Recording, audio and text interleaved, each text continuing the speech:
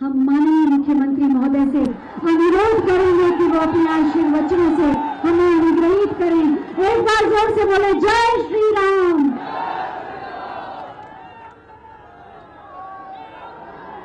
भारत माता की, भारत माता की, भारत माता की, सरयू मैया की, सरयू मैया की, जय जय श्री राम, जय जय श्री राम।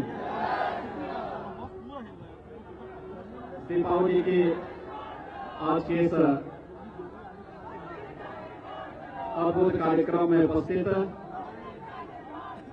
प्रदेश के हमारे आदरणीय राज्यपाल आदरणीय राम नाईक जी, मंच पर उपस्थित पूज्य संत चरण राम जन्मभूमि न्यास के अध्यक्ष पूज्य महंत नृत्य गोपाल दास जी महाराज, जगतगुरु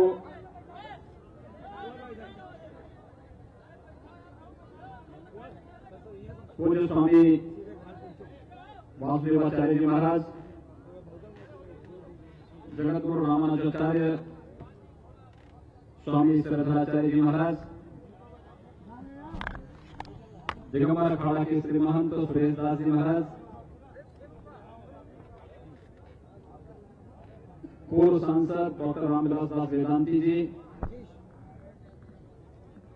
महंत धर्मदास जी महाराज, मंच पर उपस्थित पूज्य सभी संत जन,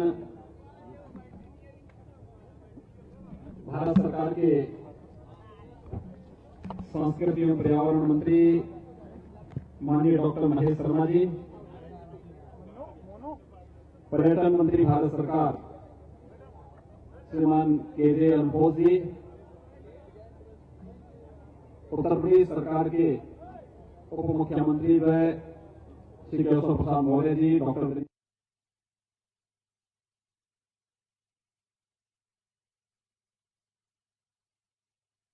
जनता पार्टी के प्रदेश के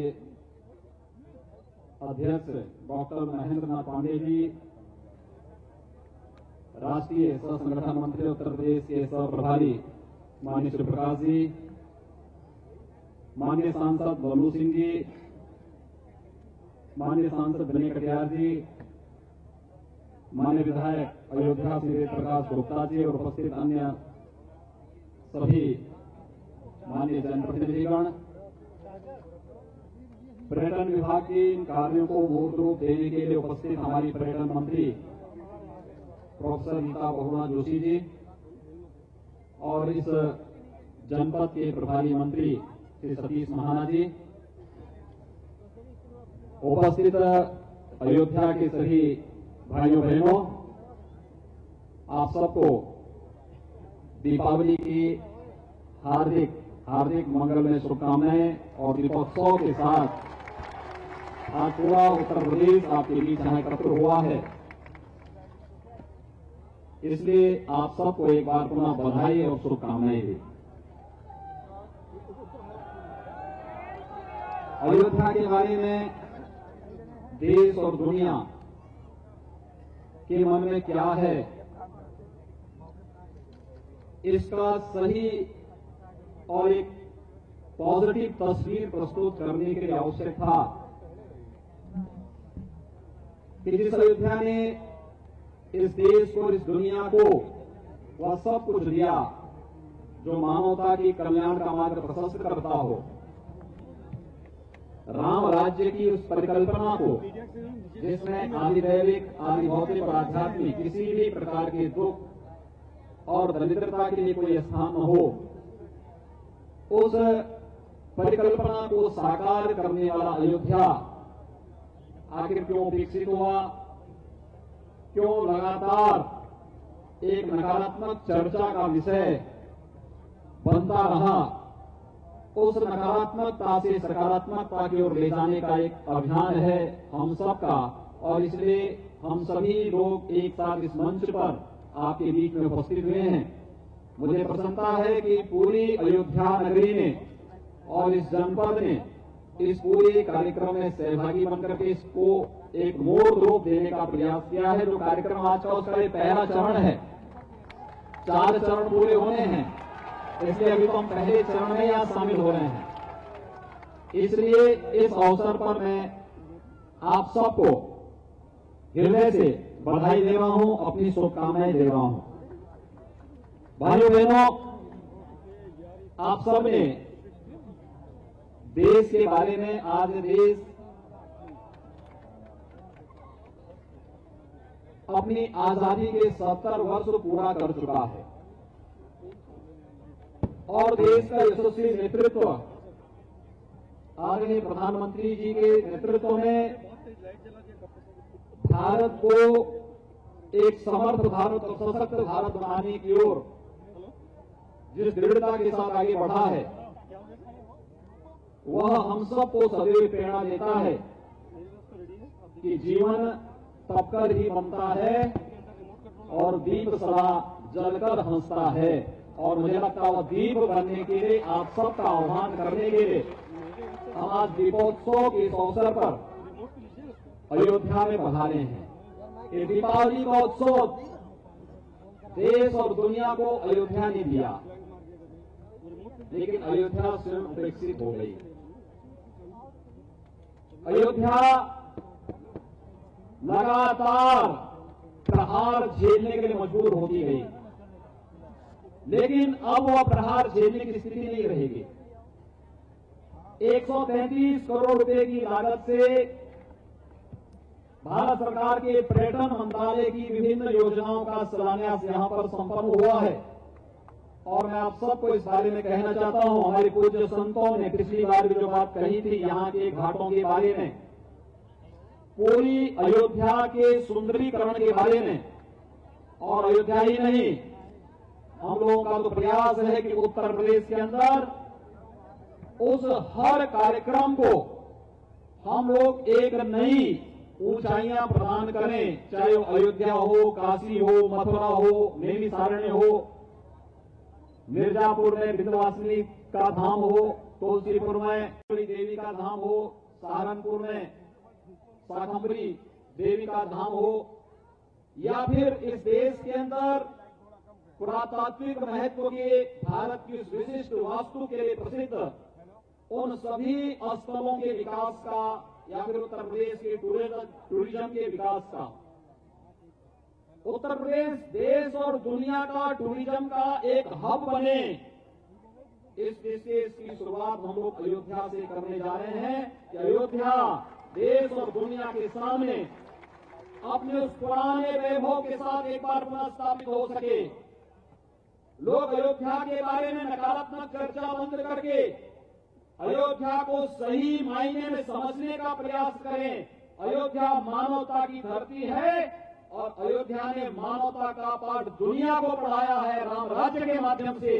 और इसलिए इस मंच पर मर्यादा पुरुषोत्तम भगवान श्री राम के राज तिलक के उपरांत जो कार्यक्रम संपन्न हुआ, उसमें प्रधानमंत्री आवास योजना में आदरणीय प्रधानमंत्री जी ने जो लक्ष्य तय किया है कि 2022 तक इस देश के अंदर कोई भी सिर ऐसा न हो, जिसकी कोई भी ऐसा परिवार न हो जिसके सिर को ढकने के लिए छत न हो, कोई भी ऐसा परिवार न हो जिसके पास 2019 तक अपना व्यक्तिगत शौचालय न हो, कोई भी परिवार ऐसा न हो जिसके घर में बिजली का बल्ब न जल रहा हो। राम राज्य क्या है? यही राम राज्य है जिसके पास अपना घर हो, जिसके पास अपना रोजगार हो, जिसके घर में कभी आजादी के 70 वर्षों तक बिजली नहीं चली, उस गरीब के घर में जब बिजली निःशुल्क कनेक्शन का आदरणीय प्रधानमंत्री जी के माध्यम से चलता है, उसके लिए वही राम राज्य है। जिस गरीब के घर में कभी रसोई गैस का चूल्हा नहीं जला है, वह गरीब जब अपने घर में रसोई गैस का चूल्हा जलाता है तो उसके लिए वही राम राज्य है। उसके जीवन में जो उसने सोचा नहीं, उस सोच को साकार रूप प्रदान करने के लिए जो भी अभियान चल रहे हैं यह मानवता के कल्याण को लेकर के चल रहे हैं और इसलिए हम लोगों ने कहा कि अयोध्या उपेक्षित नहीं होगी। अयोध्या के विकास के लिए और प्रदेश के हर उस क्षेत्र में जो पर्यटन को बढ़ावा देने में सहायक होगा, उत्तर प्रदेश सरकार भारत सरकार के सानिध्य में, भारत सरकार के सहयोग से उन सभी योजनाओं को मूर्त रूप देने का कार्य करेगी। अभी इस कार्यक्रम के बाद सरयू जी की आरती होगी। हम नदियों की आरती क्यों कर रहे हैं? आरती का हमारे यहां महत्व क्या है? शिवो भूत्वा शिवम यजेत, यानी हम भी जिसकी पूजा कर रहे हैं उसके रूप बने, नदियों की पूजा करेंगे, नदी संस्कृति को बचाएंगे, उसको प्रदूषण से हम मुक्त करने में सहायक हो पाएंगे। और सरयू जी की तो अपना महत्व है, कितनी पवित्रता है। इन नदी संस्कृतियों को बचाने के लिए उत्तर प्रदेश सरकार ने, हमारी सरकार ने सरयू जी की आरती का शुभारंभ सरयू जी के तट पर प्रारंभ किया। हम लोगों ने यहाँ के घाटों के सुंदरीकरण के साथ साथ जो भी चिंता है कि बहुत सारे घाट ऐसे हैं जहां पर सरयू जी की धारा नहीं आ रही है, लेकिन हम वहां भी सरयू जी की धारा को लाने के पूरे कार्यक्रम के साथ अपनी योजना को आगे बढ़ा रहे हैं और उन योजनाओं को मूर्त रूप देने की दृष्टि से आज का ये कार्यक्रम, उत्तर प्रदेश का मंत्रिमंडल आज आपके बीच यहां पर उपस्थित हुआ है। भाइयों बहनों, अगर सचमुच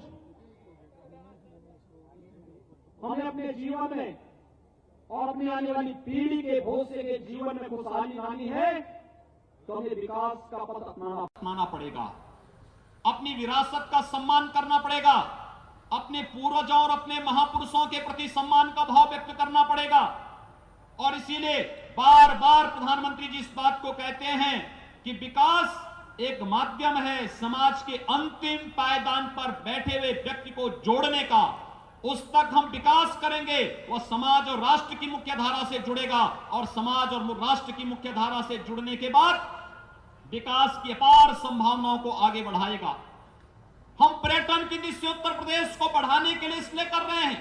हमारा जो नौजवान यहां पर नारे लगा रहा है, तालियां बजा रहा है, आखिर ये नारे और ताली कब तक? आखिर एक समय के बाद उसको रोजगार चाहिए, उसको नौकरी चाहिए, उसके सम्मान का उसको जीवन चाहिए और उसके सम्मान के साथ और जीवन अपना यापन कर सके। इस दृष्टि से उस प्रकार का माहौल बनाने की जिम्मेदारी सरकारों की है। उत्तर प्रदेश सरकार आपकी इस जिम्मेदारी को स्वीकार करने के लिए आज आपके द्वार पर आई है, आपके पास आई है और इसीलिए आपको आज से हजारों वर्ष पहले त्रेता युग की उन स्मृतियों के साथ जोड़ने का प्रयास कर रही है, जब 14 वर्षों के बाद मर्यादा पुरुषोत्तम भगवान श्री राम का अयोध्या आगमन हुआ होगा। अयोध्या का उस समय का क्या दृश्य रहा होगा?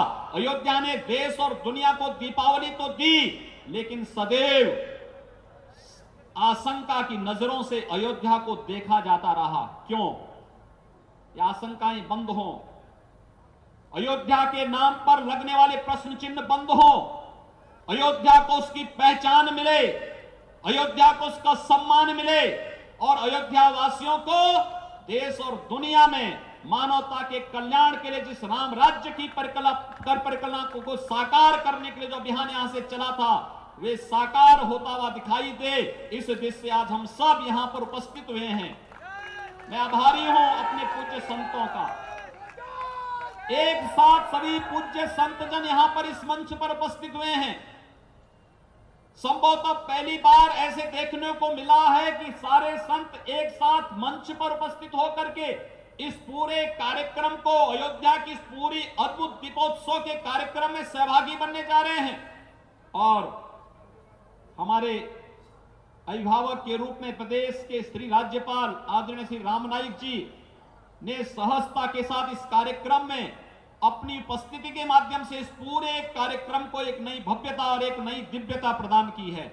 मैं सचमुच आभारी हूं अपने पूज्य संतों का, अपने आदरणीय राज्यपाल महोदय का और आप सभी अयोध्या वासियों का कि आज पूरी दुनिया देखना चाहती है और इसीलिए हमारी सरकार ने अयोध्या को नगर निगम के रूप में भी मान्यता दी है।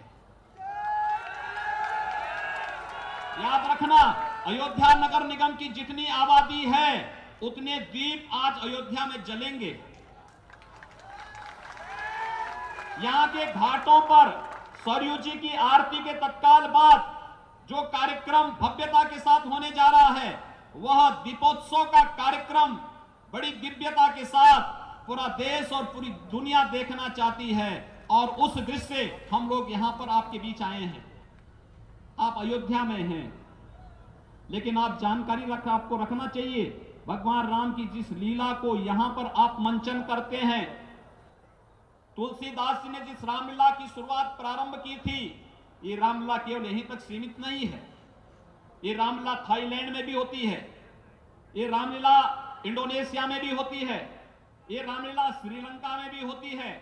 दुनिया के कई देश ऐसे हैं, लगभग 1 दर्जन देश हैं जहां पर राम की इस लीला के माध्यम से लोग प्रेरणा और प्रकाश प्राप्त करते हैं। और इसीलिए आज हम लोगों ने उन देशों की कुछ रामलीलाओं को भी यहां आमंत्रित किया है। मैं पूज्य संतों के चरणों में एक अनुरोध जरूर करूंगा कि अगले वर्ष से रामायण मेले का कार्यक्रम अगर इसी आयोजन के साथ जोड़ दिया जाए और एक साथ दुनिया की सभी रामलीलाओं का मंचन अलग अलग दिन हम लोग करना प्रारंभ करें, तो फिर मर्यादा पुरुषोत्तम भगवान श्री राम और अयोध्या के बारे में जो प्रश्न उठते हैं, ये प्रश्न उठने बंद हो जाएंगे। मैं थाईलैंड गया था, मुझे देख के आश्चर्य, वहां जितने भी नेशनल हाईवे हैं वे सारे के सारे नेशनल हाईवे थाईलैंड में भगवान राम के नाम पर हैं। राम 1, राम 2। मैंने पूछा राम क्या है, उन्होंने कहा यार राम के ही नाम पर सभी यहां के नेशनल हाईवे हैं। वहां के राजा ने अपने महल को रामायण को दान कर दिया और रामायण के चित्रों को घेर करके उन्होंने पूरे महल को एक म्यूजियम में बदल दिया। ये थाईलैंड में। वहां का राजा आज भी अपने को कहता कि राम हमारे पूर्वज थे, हम राम की संतान हैं। इंडोनेशिया दुनिया का सबसे बड़ा मुस्लिम देश, इंडोनेशिया की रामलीला आई है जिसका मंचन आज यहां होना है।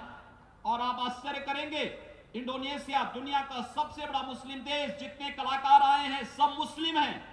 लेकिन उनसे मैंने जब पूछा कि भाई आप तो मुस्लिम हैं, राम से आपका संवाद, कहा देखिए इस्लाम हमारा मजहब हो सकता है लेकिन राम हमारे पूर्वज हैं, राम को हमसे कोई काट नहीं सकता है। राम के साथ उनका संवाद देखिए। श्रीलंका की रामलीला भी यहां आई है। इस देश में कुछ लोग ऐसे हैं जो हर अच्छे कार्य का विरोध करते हैं, हर कार्य पे टिप्पणी करेंगे। अगर मैं किसी कार्य के लिए पूरब की तरफ जाऊंगा तो भी लोग कहेंगे अरे साहब ये पूरब की तरफ क्यों चले गए। मैं अयोध्या आ रहा हूं तो लोग कहेंगे अयोध्या क्यों आ गए, और अगर ना हो कहेंगे देखिए डर के मारे अयोध्या नहीं आ रहे हैं। यानी दोनों प्रकार के प्रश्न उठेंगे। और अब मुद्दा उठाया जा रहा है कि हम लोग जनता के ध्यान को हटाने के लिए अयोध्या पहुंचे हैं। जनता का ध्यान हटाने का माध्यम नहीं, अपनी योजनाओं के साथ आए हैं। 6 महीने के दौरान उत्तर प्रदेश के अंदर सरकार ने जो कार्य किए, 86 लाख किसानों का कर्जा माफ करने का कार्य किया, 37 लाख मीट्रिक टन गेहूं किसानों से सीधे खरीद करके समर्थन मूल्य से अधिक दाम उनको देने का कार्य किया, 25,000 करोड़ रुपए का गन्ना किसानों के गन्ना मूल्य का भुगतान किया, और शहर और ग्रामीण क्षेत्र में 11 लाख गरीबों को भारत सरकार के सहयोग से आवास उपलब्ध करवाने के कार्य प्रारंभ किए गए। 33 लाख लोगों को राशन कार्ड, गरीबों को राशन कार्ड उपलब्ध करवाए गए, और अब तक हम लोग लगभग 22 लाख से ऊपर लोगों को, जिनके पास आजादी के बाद से कभी बिजली नहीं थी, हम लोग निःशुल्क विद्युत कनेक्शन उन लोगों को उपलब्ध करवा चुके हैं। 1,53,00,000 बच्चों को निःशुल्क यूनिफॉर्म दिए हैं, उनको बैग दिए हैं, बुक्स दिए हैं, और उन गरीब बच्चों ने कभी जूते पहने नहीं थे, उन 1,53,00,000 बच्चों को जूते और मोजे देने का कार्य भी उत्तर प्रदेश की हमारी सरकार ने संपन्न किया है।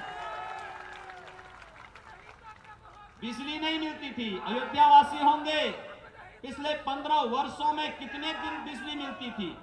अब तो अयोध्या की बिजली सुधरी होगी, अब तो अयोध्या में बिजली आ रही होगी। पहले नहीं आती थी, पहले घंटा 2 घंटा आती थी, और आज अयोध्या में अगर ग्रिड साथ दे, यहां का फीडर साथ दे, हमारे ऊर्जा मंत्री यहां बैठे हैं, हम अयोध्या को 24 घंटे बिजली देने को तैयार हैं। पहले नहीं मिलती थी, पहले तो उत्तर प्रदेश के 3 से 4 जिलों के वह भी कुछ निश्चित स्थान थे, वहां पर बिजली मिलती थी, बाकी प्रदेश के 70-71 जिले उससे वंचित रहते थे। ये जो लोग बिजली में भेदभाव करते थे, जो विकास में भेदभाव करते थे, यही अंतर है, यही राम राज्य है, जहां कोई भेदभाव किसी के साथ नहीं, न चेहरा देख करके, न जाति देख करके, न मत देख करके, न मजहब देख करके, यही राम राज्य है। और वह रावण राज्य था जो भेदभाव करता था जाति के नाम पर, परिवार के नाम पर और क्षेत्र के नाम पर। और इसीलिए मैं कहना चाहूंगा, आपकी भावनाओं का सम्मान होगा, आप चिंता मत करिए, विकास के कार्यों के साथ जुड़िए। प्रदेश सरकार विकास के माध्यम से राम राज्य की परिकल्पना को साकार करना चाहती है। आदरणीय प्रधानमंत्री जी ने लोक कल्याण की जितनी योजनाएं दी हैं, लगभग 125 योजनाएं समाज के अंतिम पायदान पर खड़े हुए व्यक्ति के लिए, देश के अंदर जो लोग जातिवाद की राजनीति करते थे, देश के अंदर जो क्षेत्र और भाषा के आधार पर समाज को बांटते थे, वे जब बेनकाब हुए हैं तब ये लोग आरोप प्रत्यारोप कर रहे हैं, और आरोप प्रत्यारोप भी इस हद तक कर रहे हैं, इस घटिया दर्जे की कर रहे हैं कि उसको खंडन करना भी हम लोग अपनापन समझते हैं। लेकिन मैं कह सकता हूं कि आदरणीय प्रधानमंत्री जी के नेतृत्व में भारत एक सशक्त भारत बन रहा है, एक समर्थ भारत बन रहा है। भारत दुनिया के एक महाशक्ति की ओर अग्रसर हो रहा है, और दीपावली का अवसर हम सबको उस संकल्प के साथ जोड़ने के लिए, हम सबको संकल्प का एक दिवस देता है। संकल्प किस बात का? आदरणीय प्रधानमंत्री जी ने कहा था, संकल्प से सिद्धि तक। जब भारत अपनी आजादी के 75 वर्ष पूरा कर रहा होगा, तब यह देश, यह आप अपने लिए और अपनी आने वाली पीढ़ी को क्या दे रहे होंगे, तब हम क्या दे रहे होंगे? एक ऐसा भारत जो गंदगी से मुक्त हो, एक ऐसा भारत जो गरीबी से मुक्त हो, एक ऐसा भारत जो जातिवाद और संप्रदायवाद से मुक्त हो, एक ऐसा भारत जो आतंकवाद और नक्सलवाद से मुक्त हो। भगवान राम अयोध्या कब आए थे? जब उन्होंने सभी ऋषि मुनियों को दंडकारण्य में अभय दे करके, राक्षस राज का समापन करके, उस समय के सबसे बड़े आतंक के पर्याय रावण और उसकी पूरी सेना को मार करके जब अयोध्या आए, अयोध्या का एक राजकुमार इस देश और दुनिया के कोटि कोटि मानवों के लिए देवत्व बनकर के उभर करके अयोध्या उनका आगमन होता है। यह अचानक नहीं होता है। आज इस देश के अंदर देश को उसी दिशा में ले जाने का प्रयास आदरणीय प्रधानमंत्री जी के द्वारा हो रहा है, और इसीलिए अहरनिश प्रयास, निरंतर विकास की योजनाओं के साथ जोड़ने की दिशा में जो कार्यक्रम चल रहे हैं, बंधुओं, भाइयों बहनों, आप सबको हम इस बात के लिए आश्वस्त कर सकते हैं। आप चिंता मत करिए, आपकी भावनाओं का एक एक करके सम्मान हो रहा है, एक एक करके सारे कार्य हो रहे हैं। आप केवल इंतजार करिए, केवल उस संकल्प के साथ जुड़िए। अगर ताकत आपके पास होगी, अपने ताकत के बल पर आप कुछ भी कर सकते हैं, लेकिन अगर ताकत नहीं होगी तो कुछ नहीं कर पाएंगे। और अब ताकत होगी विकास की, और ताकत होगी यह देश जातिवाद, संप्रदायवाद, मत और मजहबवाद से हट करके, तुष्टीकरण के बाद से हट करके भारत को एक सशक्त और समर्थ भारत बनाने की ओर आगे अग्रसर हो सके, तो वह राम राज्य की परिकल्पना को साकार हम उसके माध्यम से कर सकते हैं। आप निश्चिंत रहिए, यह सपना आपका अवश्य साकार होगा, और उसको साकार करने के लिए आज हम सब आपके बीच यहां पर उपस्थित हुए हैं कि आप इसके साथ जुड़े। इस विश्वास के साथ मैं आप सबको दीपावली के इस पावन पर्व पर आह्वान करूंगा। अभी हमारे आदरणीय राज्यपाल महोदय का यहां पर मार्गदर्शन प्राप्त होगा। पूज्य संतों के सानिध्य में यहां पर दीप प्रज्वलन के बाद हम लोग सरयू जी की आरती के लिए जाएंगे और सरयू मैया की आरती के बाद फिर दीपोत्सव का कार्यक्रम एक साथ संपन्न होगा। अनुशासन के साथ इस पूरे कार्यक्रम में सहभागी बने इस विश्वास के साथ मैं एक बार पुनः आप सबको दीपावली की हार्दिक बधाई और शुभकामनाएं देते हुए वाणी को विराम देता हूं। धन्यवाद। जय जय श्री राम, जय जय श्री राम।